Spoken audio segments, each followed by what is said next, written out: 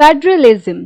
तो हम लोग पढ़ रहे थे अपना chapter number 1 of class 8 civics, और उसमें हमने अभी तक क्या क्या पढ़ चुका है। हमने ये देखा था कि किसी भी कंट्री या सोसाइटी के लिए कॉन्स्टिट्यूशन क्यों जरूरी होता है, क्या क्या चीजें जो है वो कॉन्स्टिट्यूशन करता है। और फिर हमने लास्ट वीडियो से ये सेक्शन स्टार्ट किया था कि ये सभी चीजें जो कि कॉन्स्टिट्यूशन करता है वो आखिरकार करता कैसे है। ठीक है, तो उसमें हमने देखा था लास्ट वीडियो में कि जो हमारा कॉन्स्टिट्यूशन है वो हमारी कॉन्स्टिट्यूएंट असेंबली ने बनाया है, और कॉन्स्टिट्यूएंट असेंबली कोई एक पर्सन नहीं था, उसमें उसमें अराउंड 300 लोग थे। ये सभी लोग जो हैं लगभग 3 साल तक कंटिन्यूसली वो टाइम टू टाइम मीटिंग्स उन्होंने की, उन्होंने अलग अलग मुद्दों पे बातचीत की, डिबेट्स की, डिस्कशन की, और उन्होंने सारी जो हमारा इंडिया होने वाला था उस टाइम पे, जो आजाद भारत होने वाला था, उसके क्या रूल्स रेगुलेशंस प्रोविजंस जो भी रहेंगे वो सभी चीजें फिर हमारे कॉन्स्टिट्यूशन में लिखी गई। और हमारा जो कॉन्स्टिट्यूशन है वो वो 26 नवंबर 1949 को बन के तैयार हो गया था। अब हम जो है रिपब्लिक डे मनाते हैं, राइट। तो रिपब्लिक डे हम पता क्यों मनाते हैं, क्योंकि 26 जनवरी 1950 को हमारा जो कॉन्स्टिट्यूशन है वो लागू हुआ था। तो ये जो बन के तैयार हुआ था वो तैयार हुआ था 26 नवंबर 1949। बट वो इन्फोर्स कब हुआ था, लागू कब हुआ था, वो हुआ था 26 जनवरी 1950, right. So that is why we celebrate our republic day, क्योंकि उस दिन हम कंप्लीटली आजाद हो चुके थे। जब तक हमारा खुद का कॉन्स्टिट्यूशन नहीं था, हमारे रूल्स रेगुलेशंस नहीं थे, तब तक हम एक तरीके से पूरे तरह से आजाद नहीं हुए थे। और जैसे ही हमारा कॉन्स्टिट्यूशन बना, हमने उसे अपनाया, वैसे ही हम एकदम ही मतलब एकदम कंप्लीटली ब्रिटिशर से आजाद हो चुके थे। So that is why we celebrate our republic day. और अब इस वीडियो से हम कुछ इंपॉर्टेंट फीचर्स जो है हमारे कॉन्स्टिट्यूशन के वो डिस्कस करने वाले हैं।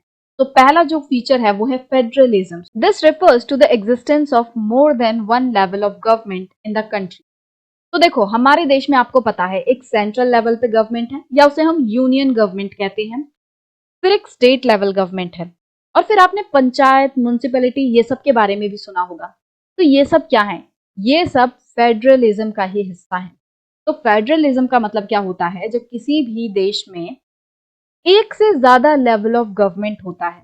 एक से ज्यादा लेवल मतलब कि हमारे देश का एग्जांपल लो, कि ऐसा तो नहीं है कि पूरे देश को सिर्फ एक ही तरह की गवर्नमेंट संभाल रही है। क्या पूरे देश में सारे डिसीजन सिर्फ और सिर्फ सेंट्रल गवर्नमेंट ले रही है? नहीं, बहुत सारी चीजें हैं, बहुत सारे रूल्स हैं, रेगुलेशंस हैं जो स्टेट गवर्नमेंट बनाती है।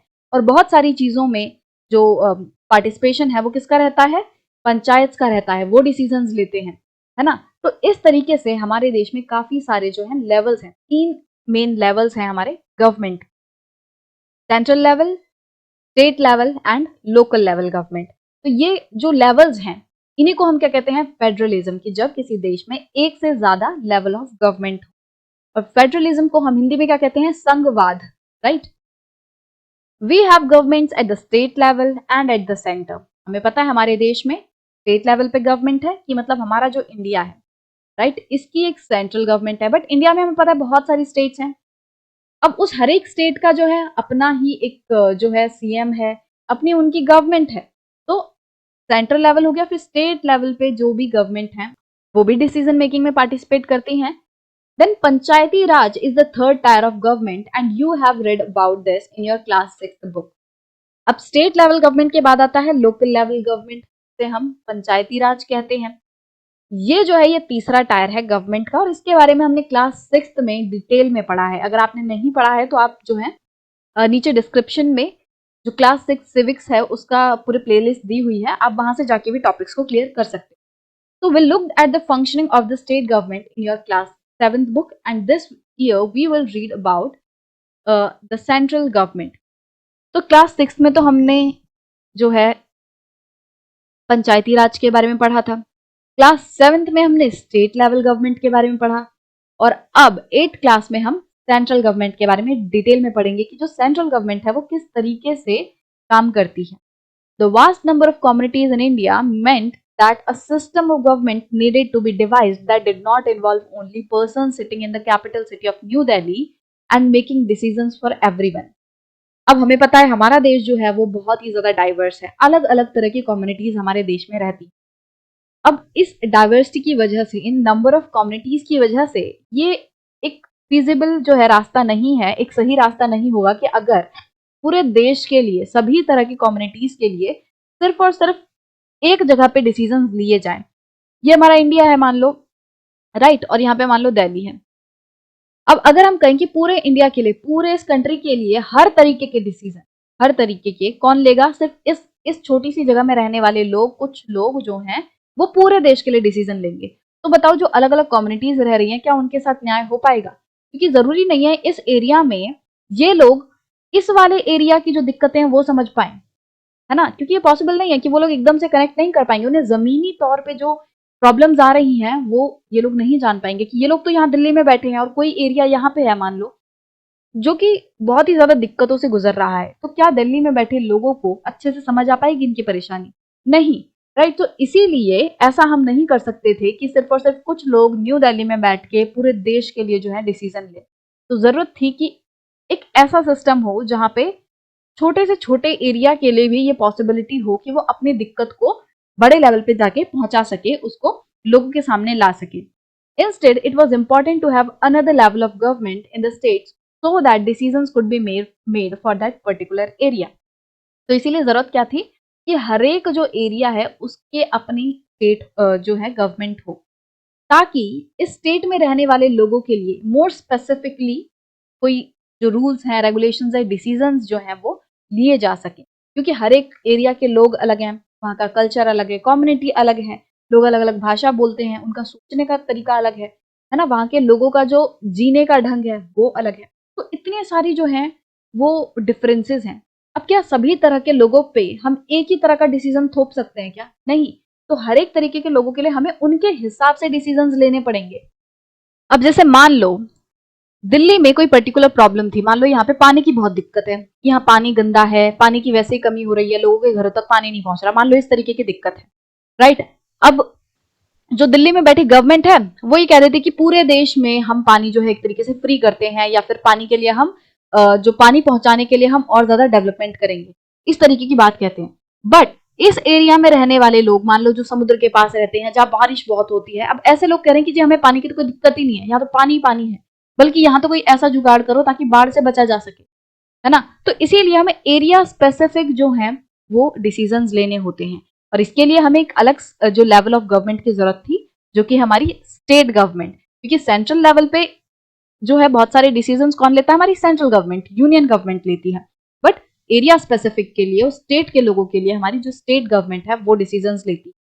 While each state in India enjoys autonomy in exercising powers on certain issues, subjects of national concerns require that all of these states follow the laws of central government. अब देखो ऐसा नहीं है कि हर तरीके का डिसीजन जो है वो सिर्फ और सिर्फ सेंट्रल गवर्नमेंट ले लेगी, या हर तरीके का डिसीजन सिर्फ स्टेट गवर्नमेंट ले लेगी, ऐसा नहीं है। जो हमारा कॉन्स्टिट्यूशन है उसने बहुत ही अच्छे तरीके से ये बताया हुआ है कि किन किन चीजों पे स्टेट गवर्नमेंट डिसीजन लेगी, किन किन चीजों पे सेंट्रल गवर्नमेंट डिसीजन लेगी, तो उसने अच्छे से बताया हुआ है।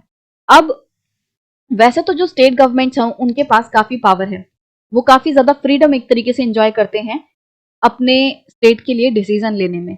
बट फिर भी बहुत सारे ऐसे इश्यूज हैं जिनमें स्टेट गवर्नमेंट डिसीजन नहीं ले सकती, सिर्फ और सिर्फ सेंट्रल गवर्नमेंट लेगी। जैसे हम बात करें नेशनल सिक्योरिटी की, आर्मी, नेवी, एयरफोर्स और जो भी हमारे एमिनेशन वगैरह है कि कैसी तोप आएंगी, किस तरीके से हवाई जहाज जो है वो आर्मी के लिए लाए जाएंगे, और किस तरीके से जो है वो हमें नेवी को, आर्मी को, या अपनी जो सिक्योरिटी फोर्सेज है उन्हें किस तरीके से मजबूत करना है, उनसे रिलेटेड जो भी डिसीजंस हैं वो सिर्फ और सिर्फ सेंट्रल गवर्नमेंट लेती है, राइट। क्योंकि ये पूरे नेशनल सिक्योरिटी की बात है, पूरे देश के सिक्योरिटी की बात है। तो अगर हम यहाँ पे स्टेट्स को अलाउ कर देंगे कि भाई तुम नेशनल सिक्योरिटी से रिलेटेड डिसीजन ले आओ, तो हम पूरे देश को एक रख नहीं पाएंगे। उससे क्या होगा कि हर एक स्टेट अपने लेवल पे सोचती रहेगी, है ना, और उससे बहुत सारी दिक्कतें आएंगी। तो इस तरीके के डिसीजंस जो नेशनल सिक्योरिटी से रिलेटेड है वो सेंट्रल गवर्नमेंट लेती है।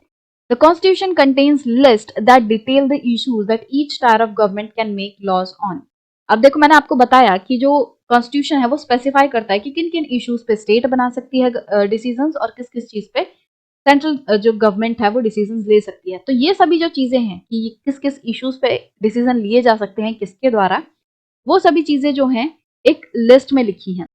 तो कॉन्स्टिट्यूशन के 7th शेड्यूल में 3 लिस्ट हैं। पहली है यूनियन लिस्ट, दूसरी है स्टेट लिस्ट, और तीसरी है कॉन्करेंट लिस्ट। जो यूनियन लिस्ट है उसमें वो सभी इश्यूज लिखे हुए हैं जिन पे कि सिर्फ और सिर्फ जो यूनियन गवर्नमेंट है उसको डिसीजंस लेने का अधिकार है। स्टेट लिस्ट में वो सभी इश्यूज स्पेसिफाई किए हुए हैं जिनके ऊपर स्टेट गवर्नमेंट डिसीजन ले सकती है, और कॉन्करेंट लिस्ट जो है उसमें वो सभी इश्यूज लिखे हुए हैं जिन पे कि सेंट्रल गवर्नमेंट भी डिसीजन ले सकती है और साथ ही साथ स्टेट गवर्नमेंट भी उन पे डिसीजन ले सकती है। In addition, the Constitution also specifies where each tier of government can get the money from for the work that it does. अब हमारी गवर्नमेंट बहुत सारे काम करती है, पर उन कामों को करने के लिए उसे पैसा भी चाहिए होता है। तो जो कॉन्स्टिट्यूशन है वो ये बताता है कि ये जो हर एक लेवल की गवर्नमेंट है, central level, state level, local level, इन लोगों को अपना काम करने के लिए पैसा कहाँ से इकट्ठा करना है, वो सब भी कॉन्स्टिट्यूशन बताता है। Under federalism, the states are not merely agents of federal government but draw their authority from the constitution as well. अब ऐसा नहीं है कि फेडरलिज्म में सिर्फ और सिर्फ नाम के लिए 3 लेवल दिए हुए हैं, ऐसा नहीं है। इनके पास अपनी पावर्स हैं, इनके अपने इश्यूज स्पेसिफाई किए हुए हैं कि किनके ऊपर ये डिसीजन ले सकते हैं। तो ये जो अथॉरिटी है, ये जो पावर है डिसीजंस लेने की, ये फ्रीडम एंजॉय करने की, ये हमारा कॉन्स्टिट्यूशन इन गवर्नमेंट्स को प्रोवाइड करता है। All persons in India are governed by laws and policies made by each of these levels of government. अब देश का हर एक जो पर्सन है वो इन सभी लेवल, तीनों लेवल की गवर्नमेंट के द्वारा जो भी डिसीजन लिए जा रहे हैं उनसे बाधित है। मतलब कि जैसे ये हो गया इंडिया, ये इंडिया की कोई स्टेट, और उस स्टेट में एक छोटा सा गांव है ये।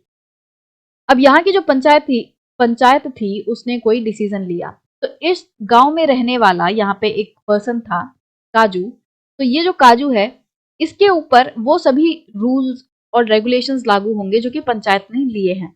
अब ये है स्टेट गवर्नमेंट। अब स्टेट गवर्नमेंट का भी तो है, मन करेगा कुछ डिसीजंस लेने का, कुछ रूल्स और रेगुलेशंस बनाने का।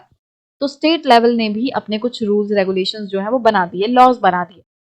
तो अब काजू के ऊपर पंचायत वाले जो डिसीजंस हैं, लॉज हैं, वो भी लागू होते हैं और साथ ही साथ स्टेट वाले भी लागू होंगे, राइट। अब हम बात करें सेंट्रल लेवल की, तो सेंट्रल लेवल भी जो है लॉज बनाएगा, पॉलिसीज बनाएगा। तो जो सेंट्रल लेवल पॉलिसीज वगैरह बनाएगा, रूल्स लॉज बनाएगा, वो भी काजू के ऊपर जो है अप्लाइड होंगी। मतलब कि काजू को पंचायत वाली बातें भी माननी पड़ेंगी, स्टेट वाली भी और सेंट्रल वाली भी माननी पड़ेंगी। आप ऐसा नहीं कह सकते कि भी काजू तो सिर्फ और सिर्फ इस गांव में रह रहा है तो इसके ऊपर जो है सिर्फ पंचायत का जो डिसीजंस हैं वही एप्लीकेबल होंगे। ये तो सिर्फ इस स्टेट में रह रहा है तो सिर्फ और सिर्फ स्टेट की ही लॉज इस पे एप्लीकेबल होंगे, ऐसा नहीं है। ये तीनों जो लेवल हैं, इन तीनों लेवल के जो भी लॉज हैं वो सब इस पर्सन पे एप्लीकेबल होंगे। आप ऐसा नहीं कह सकते कि सिर्फ और सिर्फ किसी एक लेवल के लागू होंगे, नहीं, तीनों लेवल के होंगे, राइट। और ये जो तीनों लेवल ऑफ गवर्नमेंट है, स्पेशली हम बात करें सेंट्रल लेवल और स्टेट लेवल गवर्नमेंट की, तो ऐसा नहीं है कि सेंट्रल ऊपर और स्टेट नीचे है, नहीं, ऐसा नहीं है। ये दोनों एक समान है, मतलब कि ये दोनों सेम लेवल पे हैं, इनमें कोई पावरफुल और कोई जो है इंफीरियर नहीं है।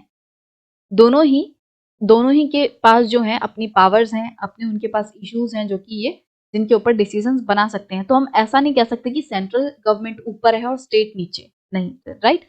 दोनों ही एक समान है, दोनों के पास ही अपनी अपनी पावर्स हैं। तो इस वीडियो में हमने देखा कि किस तरीके से जो फेडरलिज्म है वो हमारे देश का एक बहुत ही इंपॉर्टेंट हिस्सा है। हमारा जो पॉलिटिकल सिस्टम है उसका इंपॉर्टेंट हिस्सा है कि यहाँ पे 3 लेवल ऑफ गवर्नमेंट है और जो कि लोगों को स्पेसिफिकली उनकी दिक्कतों को सॉल्व करने के लिए बहुत ज्यादा काम करती है। क्योंकि देखो पंचायत जो है वो विलेज लेवल पे काम कर रही है, तो उस गांव की जितनी भी दिक्कतें होंगी वो पंचायत के लोगों को बहुत ही अच्छे से पता होंगी और उनको सॉल्व कराने के लिए वो पूरी जो है मेहनत करेंगे। बट अगर सेंट्रल लेवल पे कोई बैठा है, उसे कैसे पता चलेगा कि किसी छोटे से गांव में कोई क्या दिक्कत आ रही है, उसे नहीं पता चलेगा, राइट। और अगर पता भी चल गया तो वो उसको इम्प्लीमेंट नहीं कर पाएगा, जो भी चीजें उसके लिए सुधार के लिए करनी होंगी वो उतने अच्छे से नहीं कर पाएगा। तो इसीलिए ये जो लेवल ऑफ गवर्नमेंट है ये हमारे देश को और ज्यादा जो है बेटर बनाती है।